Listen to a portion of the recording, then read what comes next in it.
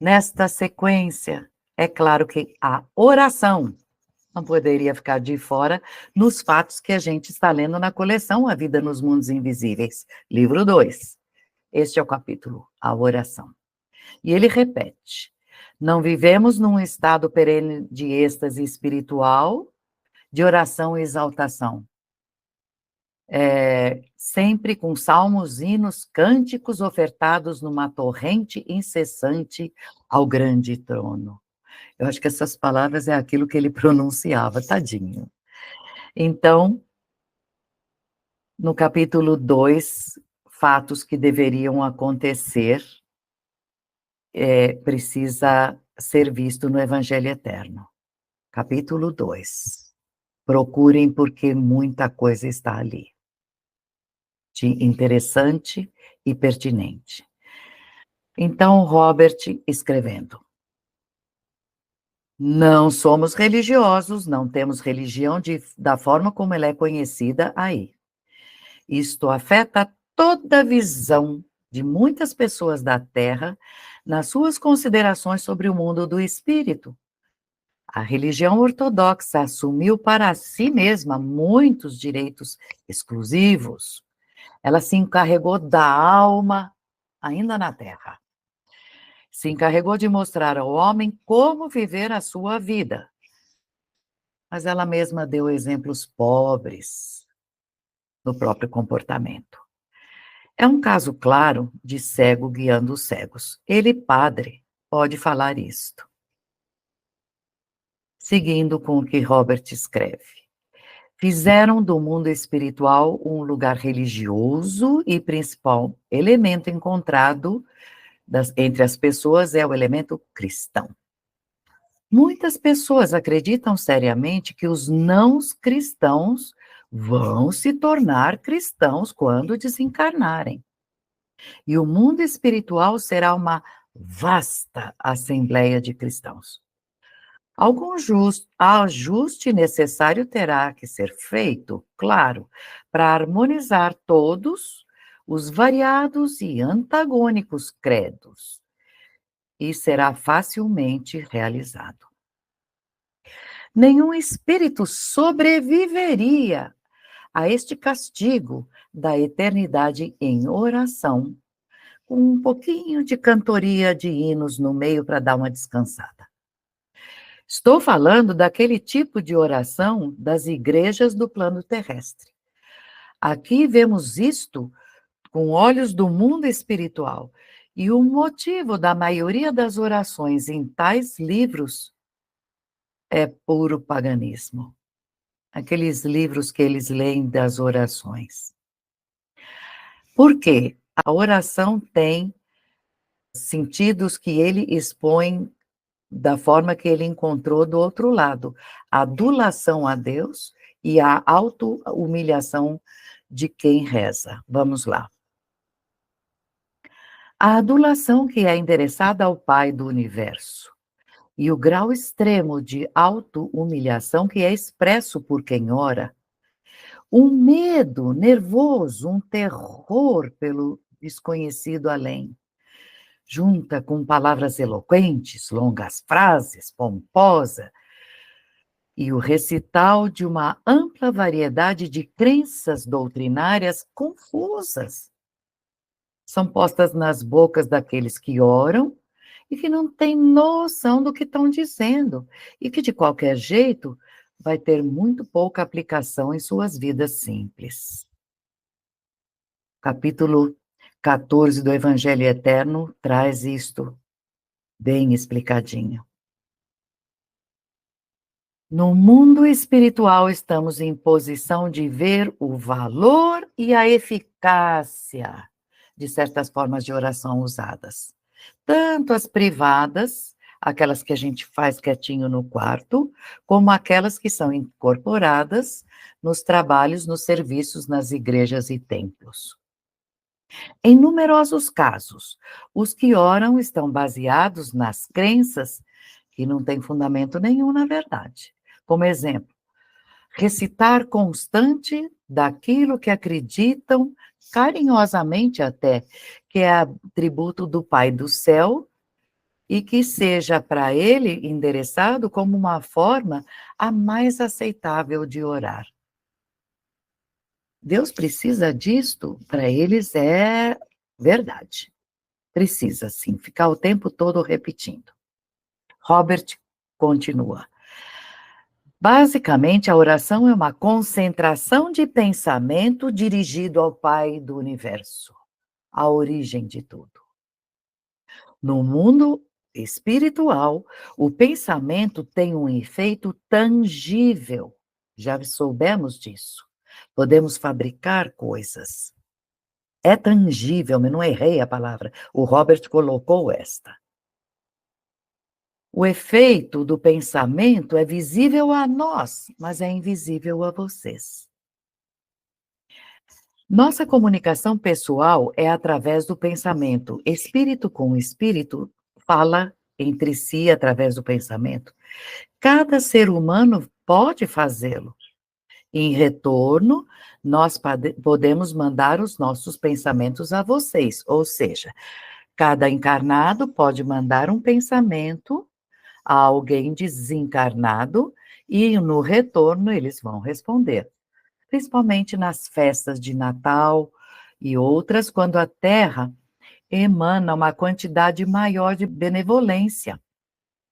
E as mentes se voltam para os amigos desencarnados, para aqueles períodos festivos que eram tão felizes, e eles, Robert diz, nós ficamos sutilmente atentos a uma grande ascensão de pensamentos bondosos que se espalham por esses reinos como um manto de afeição e alegria.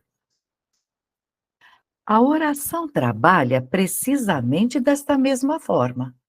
Pensamentos pessoais dirigidos a um amigo e pensamentos genéricos enviados ao mundo espiritual, num paralelo exato entre oração em particular e oração pública ou dentro de um culto. É assim que é. A condição indispensável é que devem ser positivamente dirigidos ou para a pessoa ou pessoas a quem pretendiam. Não precisa ser um santo. Mãe Maria foi santificada, muitas pessoas são santificados, mas são espíritos do mundo espiritual. Então, é só dirigir de forma direta. E ele avisa: se nós não recebermos suas orações, é porque vocês não dirigiram esta oração com intenção firme e precisa. Nós, como os perceptivos, os que vamos receber, não temos culpa de nada. Poderemos receber metade do seu pensamento e o resto ficou sem poder motivador por trás delas, das palavras. Porque a mente se desviou, se distraiu, e desta forma o pensamento completo não conseguiu chegar a nós. Nós temos que adivinhar o restante. Para evitar isto, fiquem despreocupados num lugar onde não poderão esquecer de si mesmos e do seu ambiente, e deixem suas mentes livres. Desliga do ambiente no entorno e se concentrem e dirijam seus pensamentos. Ora, em circunstâncias de aflição, problemas ou desconcerto, o lugar e as condições não vão ter influência inibidora, porque o estímulo da mente ocasionado pela tensão vai dar uma força diretiva suficiente para o pensamento. Vou dar uma cortada aqui. Oswaldo Polidoro, nosso pai doutrinário, ele falava: vocês acham que uma parturiente, no momento exato em que está dando à luz ao seu filhote, naquele momento de tanta dor, vai lembrar de pegar a oração escrita e fazer? A força que ela está colocando no pensamento me ajuda aqui, vai como uma flecha. Ele explicava desta forma. Então, seguindo. Mas para os propósitos normais, pelos quais vocês desejam mandar seus pensamentos a nós aqui, Quietude e repouso, tanto físico como mental, é um meio mais seguro de sucesso.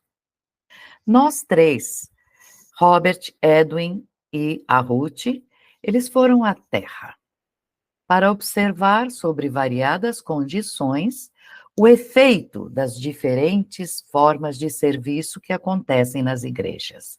Ele chama de serviço, missa talvez, ele chama assim. Nós podemos ver o que cada um, incluindo o oficiante, emanava no esforço de rezar. Na grande maioria dos casos, os resultados, ele escreve, esse é dele. Na maioria dos casos, os resultados, foram bem desprezíveis. Pensamentos vagando para longe, o ministro cumprindo a sua parte do serviço de forma mecânica, porque tem longos anos de repetição da mesma coisa. Nós, do mundo espiritual, deveríamos ver uma chuva de raios celestiais, que indicariam, acima de qualquer dúvida, que as orações foram apropriadamente dirigidas, foram recebidas e estavam sendo conferidas as devidas confirmações, porque há o retorno.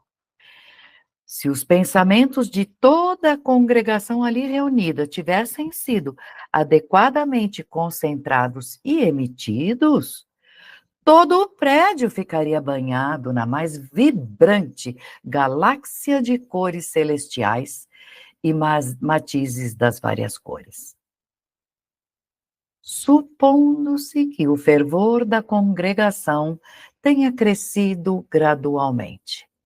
Aí o que nós veríamos é uma imensa forma de pensamento, isso está explicado no livro 1, uma imensa forma de pensamento do mais lindo desenho, da mais linda cor, envolvendo a igreja inteira.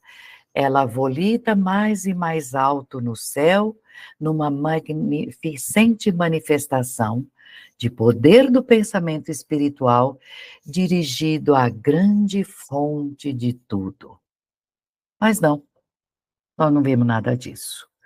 O que realmente a gente viu foi uma fraca luz vacilante, como se alguém estivesse tentando dirigir seus pensamentos. Uma luz que rapidamente apaga e desaparece, ficando o ambiente no mesmo estado de escuridão espiritual que estava antes. Espiritual. Pode ter muita lâmpada. Espiritualmente se enxerga um cinza. Qual é a causa? Várias causas. A principal entre elas é a forma do serviço, da oração que é feita ali. Serviços longos, inapropriados, recitação de salmos que entorpecem, são tristes, não tem valor espiritual. O recitar das orações com pouco ou nenhum interesse também colabora. Repete-se, repete-se. Esta repetição de credos incompreensíveis, sussurrar de versículos, e as respostas que as pessoas vão dando e estão desatentas quando estão falando, isto ainda peço que vocês ponderem nessas questões, para onde vai dar. Ainda considere a atitude mental de bajulação. E ele que está rezando é um pecador miserável que precisa do apaziguamento da ira de Deus, porque supostamente com a auto-humilhação, este mesmo Deus estranho exige como direito seu esta humilhação, você é um pecador? Contemple tudo isso. Pergunte a si mesmo, meu querido amigo. Não é de se surpreender que as poucas igrejas que nós fomos visitar tivessem sua atmosfera acinzentada, com poucas orações reais subindo aos altos planos? Então, veja, eles colocam de uma forma bem direta que nós temos que ver a importância da nossa colocação quando estamos em oração. Então ele continua: comecemos como se estivéssemos nos aproximando do assunto pela primeira vez. O que é uma oração? Oração é uma coisa robusta, viril, grandiosa. Não é um assunto de adulação, de rastejo, de se colocar santarrão. Temos algo a dizer, que seja então de forma saudável e direta, sem frases longas, pesadas. Suas orações deveriam ser a roupagem dos seus pensamentos em palavras. A oração mais curta, de poucas palavras sinceramente empregadas, concentrada e poderosamente dirigido, é assim que é esperado. Com qualquer coisa acontecendo, suas mentes começam a vagar. Gente, é ou não é? Acontece qualquer coisa, a mãe pensa no filho que está na escola, enfim. Então a mente começa a vagar e a oração logo se torna não existente. Cortou a ligação. Com o poder motivador retirado, nunca vai ser atingida a sua elevada destinação. Não precisamos adular o Pai do Universo. Suas orações deveriam ser tão caseiras, simples, informais em suas construções, quanto as suas conversas entre amigos, sinceras e cordiais, sem afetações, e o resultado vai ser uma ligação perfeita com o Pai do Universo e conosco em qualquer lugar. Para este item em particular, eu gostaria que vocês lessem no Evangelho Eterno o que Deus é e o que Deus não é. E ele é tão íntimo a nós que buscar fora torna a gente já perdedor de saída na hora de uma oração. Perdedor em força da oração, eu quero dizer. Está lá no capítulo 14. Aqui nós não precisamos de nenhum ritual e nenhuma cerimônia para comunicar a nossa gratidão ao Pai do Universo pelos prêmios que ele tão prodigamente despeja sobre nós. Nós não nos ajoelhamos, apenas expressamos as nossas alegrias. Aqui está muito resumido. Ele vai contando, sabe, tudo aquilo que eles vão encontrando de bonito, eles agradecem o prazer de poder estarem ali, usufruindo daquilo, é uma nova forma de ser. Voltamos a ele. Expressamos nossas alegrias e esta alegria é uma prece não pronunciada, mas é uma prece real e nada menos que isso. Por quê? Porque expressar a gratidão a Deus é um pensamento tão forte naquela hora que atinge o objetivo.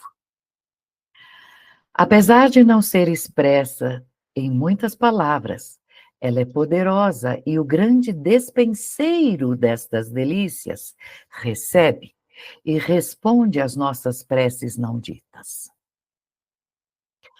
A adoração que prestamos a Ele tem afeição verdadeira. Esta palavra adoração aqui vem com aspas. Tem afeição verdadeira e não tem inclinação nenhuma diante do Deus desconhecido. Desconhecido no nosso íntimo, a quem a terra foi ensinada a temer. Este Deus que exige a adoração de seus filhos, porque é um direito dele.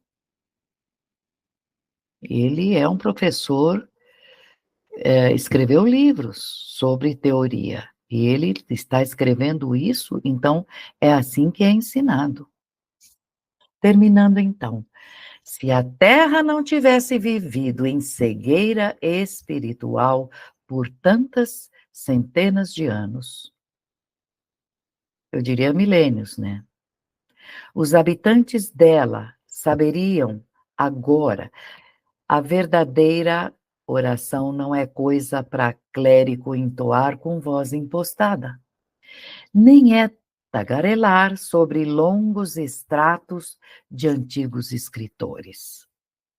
A oração pode ser e é completamente separada de qualquer coisa, mesmo remota, que se aproxime de religião organizada. Oração não precisa de religião, é íntima. É assim que nós usamos as orações no mundo espiritual. E a Terra poderia fazer precisamente o mesmo se optar por esta forma. Pensando nisso.